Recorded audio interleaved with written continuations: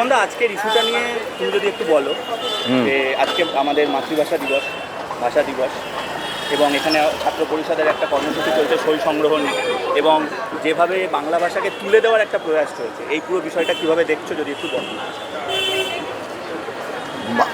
আমরা জ্ঞান হওয়ার পর, একটা শিশু জন্মানোর পর জ্ঞান হওয়ার পর প্রথম যে শব্দটা তারা বলতে শেখে সেটা হচ্ছে মা।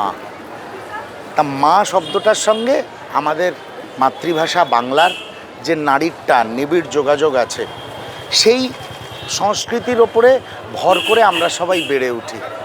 তারপর নিজের পরিবার, নিজের পিতৃস্থানীয়, মাতৃস্থানীয়, বন্ধু বান্ধব, এই সমাজের সঙ্গে আমাদের যা বাক্য বিনিময় হয় সবই মাতৃভাষায় হয়।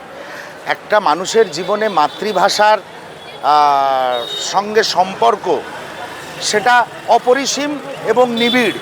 তাই মাতৃভাষাকে সম্মান করা উচিত এবং মাতৃভাষার ওপরে কোনো ধরনের আক্রমণ বরদাস্ত করা উচিত নয়। অন্য ভাষাকেও সম্মান করো, নিজের মাতৃভাষা বাংলাকেও সম্মান করো।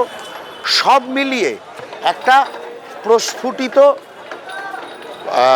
সমাজ, যে সমাজে নিজের ভাষার সম্মান থাকবে, সেই ভাষায় রচিত সাহিত্যের সম্মান থাকবে, সেই ভাষায় রচিত সব কিছুর সম্মান থাকবে, সেইটাকে মাথায় রেখে আগামী দিনে এবং আগামী প্রজন্মকেও সেইভাবে গাইড করা উচিত আমাদের।